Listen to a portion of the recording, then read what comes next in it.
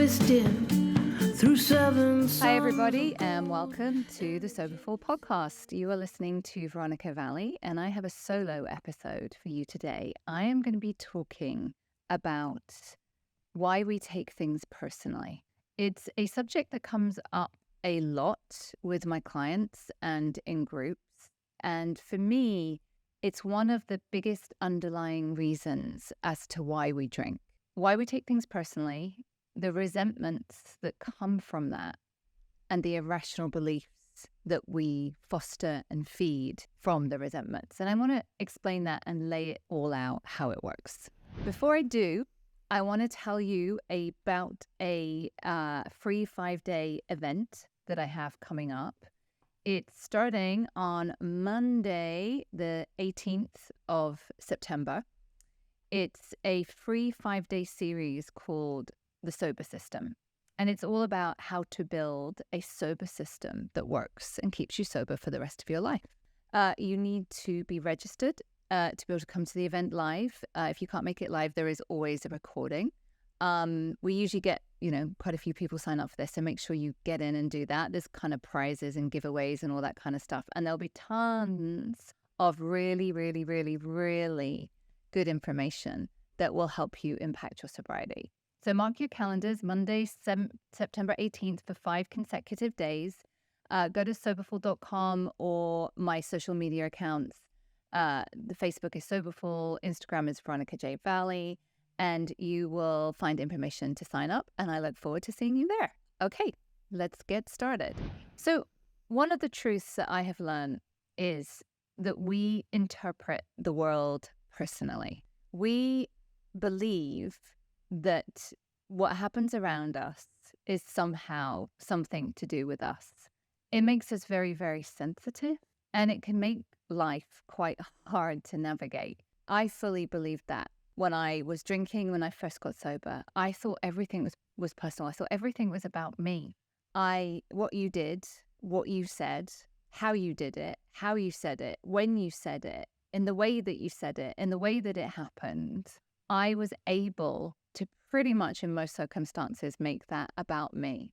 And more often than not, I would make it about me, and I would find something to be hurt, outraged, upset, about a feeling of unfairness that this thing happened. I would never tell you. I'd never be clear what was going on, but I would kind of radiate out that I was upset in some way. And more often than not, that would often lead to a drink because of how I felt, because I felt like I deserved it, or I needed it, or it's not fair. And if you were in my situation, you would do that too.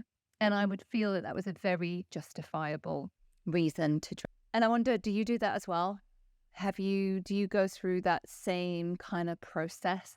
If you're going about your day, everything feels fine, and then someone makes a comment or cancels a plan or whatever. And the next thing we know, we just feel really hurt and hard done by, and it's not fair. And that feeling doesn't go. It just rents space in our heads. It's a really unpleasant way to live.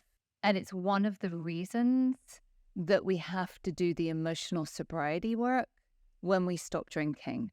And it's one of the reasons when I say that stopping drink, there's more to stopping drinking than stopping drinking. Stopping drinking, getting sober, is 10% not drinking, 90% emotional sobriety. And the emotional sobriety is learning to be able to be in the world and not take things personally.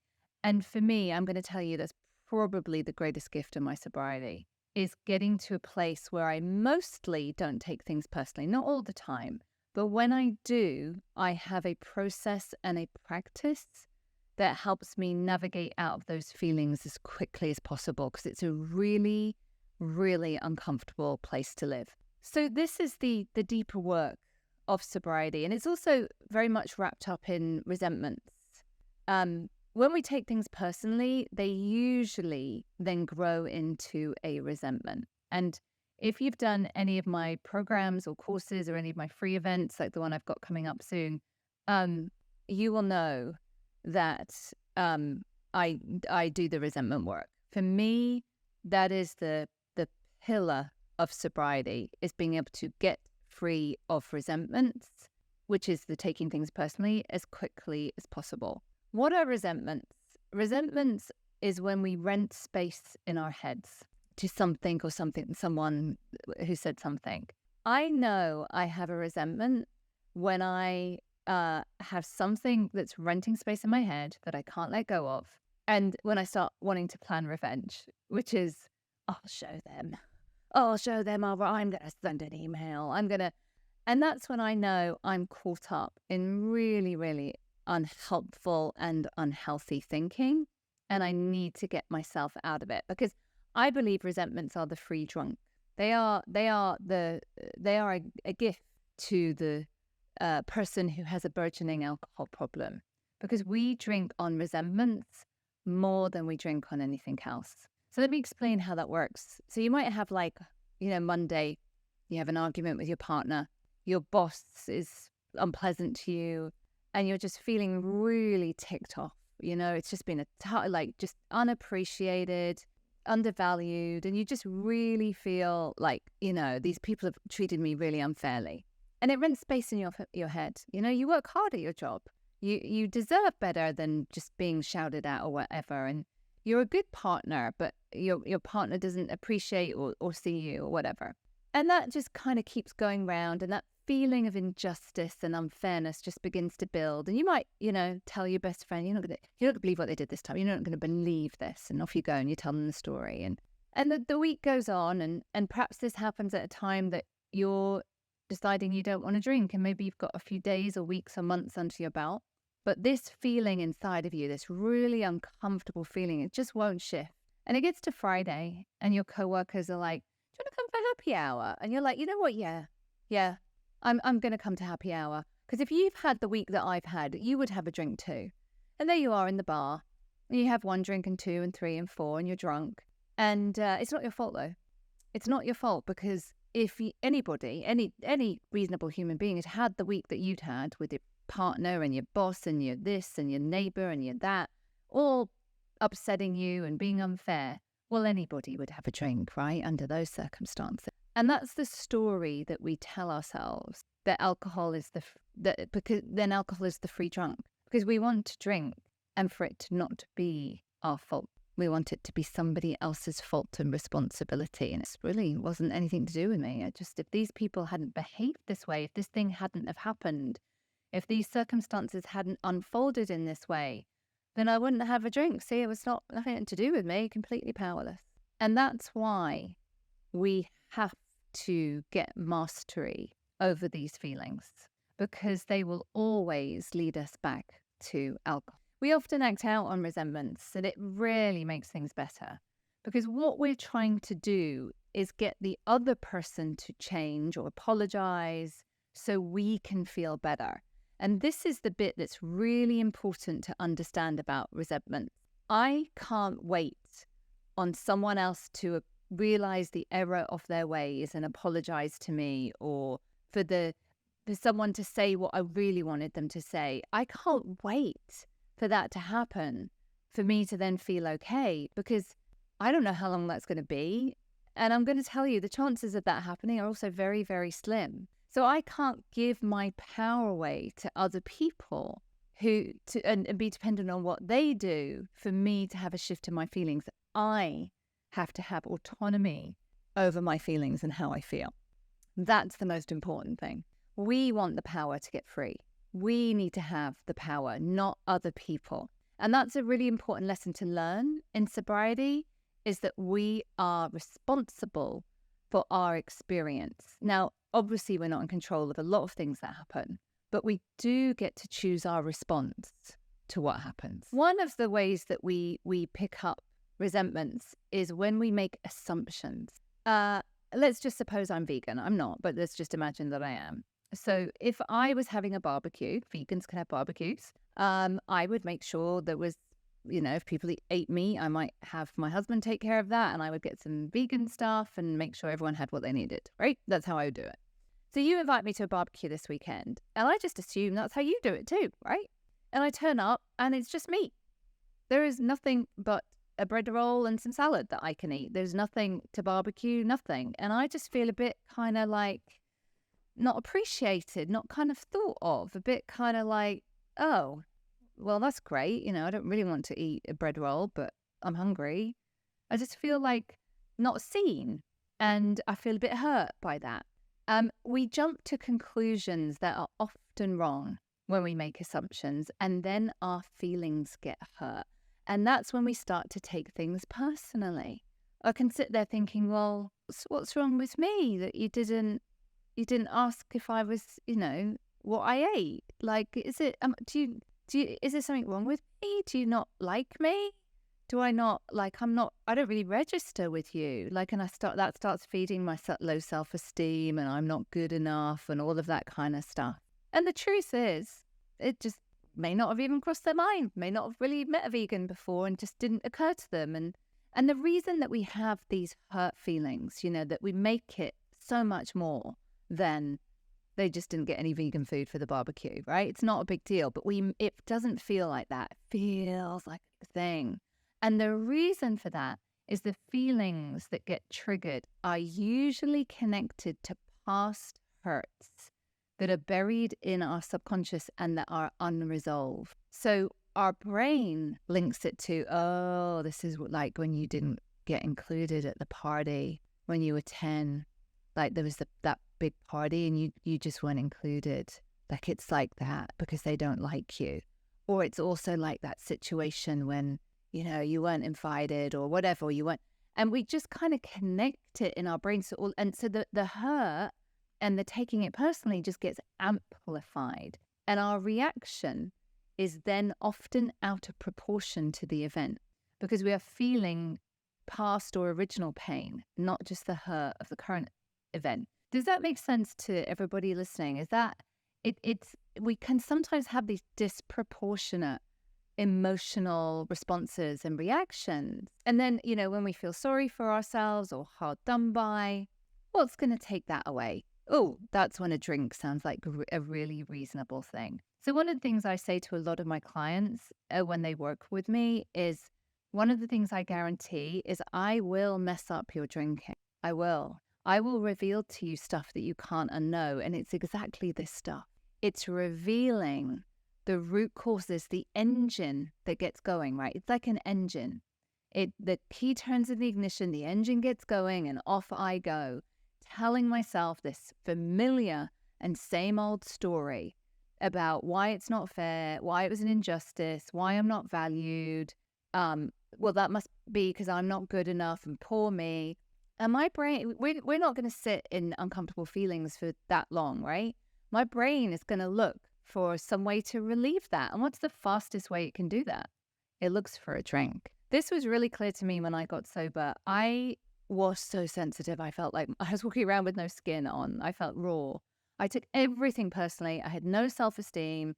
If we arranged to have coffee on Friday and you're like, oh, sorry, I can't make it. Can we reschedule for next week? I would be devastated. I mean, I just took everything personally. And it just made me feel terrible all of the time because I try and, I couldn't get out of my own thinking. I couldn't rationalize or justify or get out of my own thinking because whatever way I spun it, it just kept coming back to the same conclusion that this is something about me and it's something to do with I'm not good enough and I'm wrong or whatever. And it just kept reinforcing these irrational belief systems that I had about myself. I couldn't pull myself out of it. And that's why we need methods and strategies. And you've heard me talk about this before. That's why we need a practice to be able to manage our thoughts and feelings so they don't take hold and we can shift our perception. I want to tell you, sobriety is just two things. Sobriety is a shift in perception, and we get the shift in perception by consistently taking care of our mental and emotional health. And I've done this for over 20 years. I still do it. I still get resentments. I still take things personally, very infrequently, but it does happen. And when it does happen, and as soon as I realize it, and it's not always immediately, sometimes it's a few days, probably no more than that, I know exactly what I need to do to be able to process and shift that feeling to get to a better place. And it's such a gift. And so it's the resentment work. And let me tell you what that is, because I'm sure you're going, oh, what is it? I know 2 great ways. One is the 12 steps, which is the 4th and 10th step to deal with resentment, which is in the Big Book of AA. And the other way is rational emotive behavioral therapy, REBT, where we look at activating events.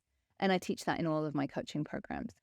Activating events the word is activated. That's what resentments are. We're activated, right? You know, now if a friend said, oh, I can't do coffee on Friday, can we change? I'd be like, oh, sure, no problem. I wouldn't be activated into, oh my God, everyone rejects me. Nobody ever wants to meet me. What's wrong with me? But 20-something years ago, I would be activated into that. So the reason that we want to do this work is because we want to get free. And I want to tell you, when people talk about freedom in relation to an alcohol problem, of course, we want to be free from alcohol, right? We just don't want it to have it exist for us. But when people talk about freedom, I want to tell you what it really is. It's having freedom in our minds. It's being free of the good and bad opinion of other people. It's being free of taking things personally. That is freedom. And you're going to have to put some effort in to get there. The methods that I do and the methods that I teach, it's really a process of revealing ourselves to ourselves. And that's the essence of emotional sobriety. It's the essence of growth. You remember in my book, I talk about the pillar of growth. The pillar of growth is the joy of living, right? If you're human, you're being called to grow. You have to grow. But when we grow, there's always going to be fear and resistance with that. There's always going to be a nervousness, because when we grow, we're growing into something new, something unknown, and that's always a bit scary. And so we're very open to self-sabotage. And the only the only way that we can grow is if we are able to continue to reveal ourselves to ourselves.